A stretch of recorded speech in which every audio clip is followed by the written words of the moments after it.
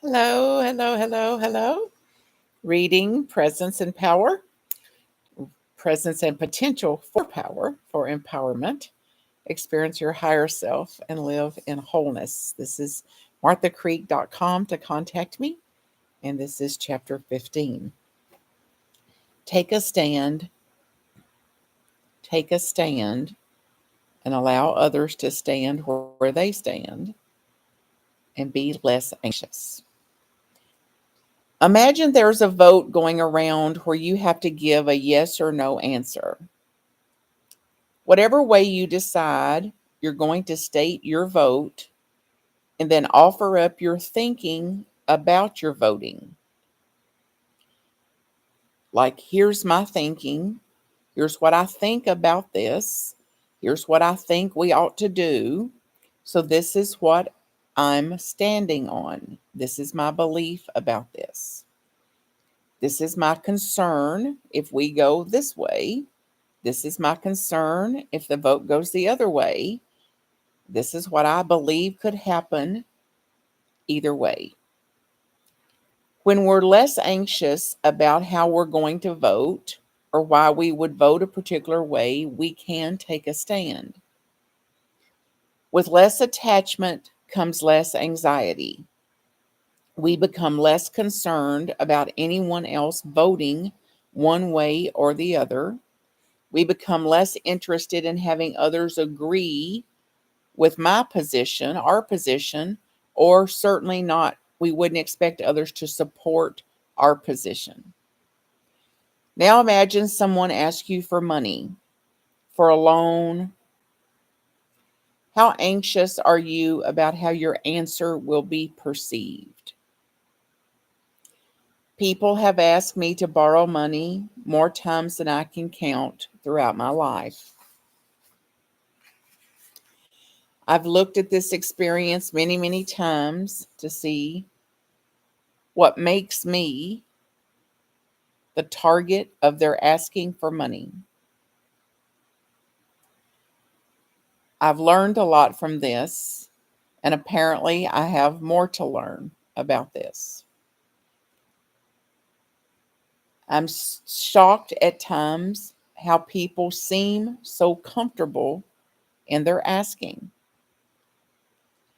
In my early life as a young girl, even through my 20s, 30s, and 40s, I was like a community banker, the Bank of Martha Creek.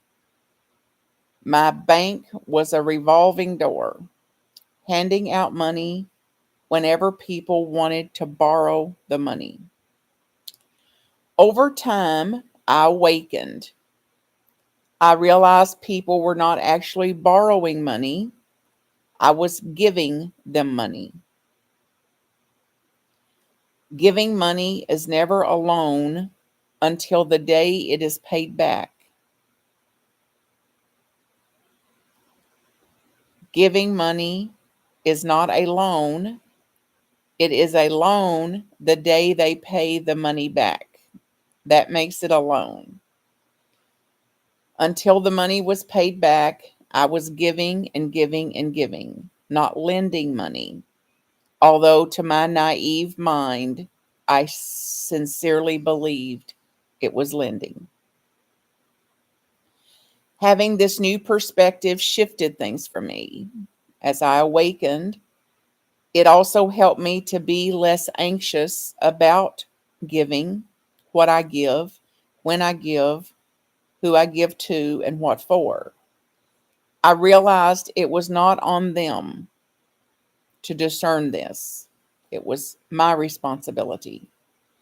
If I'm going to give money, I acknowledged my responsibility to not call it a loan, at least until it was paid back, if it was paid back. Before that awareness, calling it a loan made it stressful. It made me more anxious about the money given. It also was anxious tracking it and wondering and hoping and coercing and manipulating and encouraging them to keep their commitments, their vows to pay it back. In my early life, this stress led me to call the people who I'd given the money to see what's going on with their payments, why they aren't paying. I even got promissory notes signed. I wasn't kidding when I said I was a banker. It led to promises made and promises broken over and over and over again. The stress led to more stress, resentments, despair, self-hate, recrimination, shame on me. And then over time, to actually just giving it up. I took a stand one day. I forgave all the debts that anybody had to me and for me. It was a lot of money. This was a great big step in freeing myself, setting myself free, and taking that anxiety away from me. I accepted that how I had been giving was based on naive misunderstandings and patterned behavior on my part. My anxiety had caused me to do this. As I became less judgmental of myself, I took myself off the hook, and I took them off the hook as well. Over the last few years, I have found myself able to be more discerning, more able to say an honest yes when it's actually yes, and an honest no when it's an actual no. I'm not as afraid now to say no, regardless of who's asking or under what circumstances, and it's still not easy.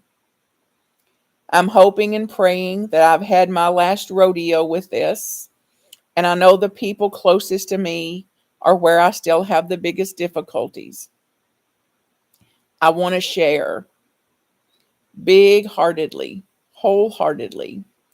I want to hand out and give away and make dreams come true and make bucket lists come true and certainly ease the suffering and stress of every other human being I can. Over functioning, however, becoming over responsible is a tender tightrope that teeters very close to taking responsibility for others that they can actually take for themselves and won't.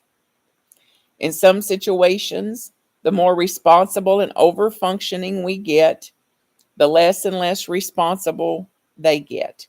It is reciprocal. By our own actions, others become more prone to underemployment, under functioning, under giving, under trying. To break this cycle, it's incumbent on us to be able to take a stand and tell the truth about what's motivating us to give or not give, and to give more and more honest yeses and more honest nos. Take a stand. Take a stance. Offer your own why. Outline your thinking, and as you do, you'll send forth a less anxious presence, less tension, less stress internally and externally eventually. More willingness for others to have their own thinking process is powerful, and less attachment to others having to go along with your way of thinking is freedom. Blessings.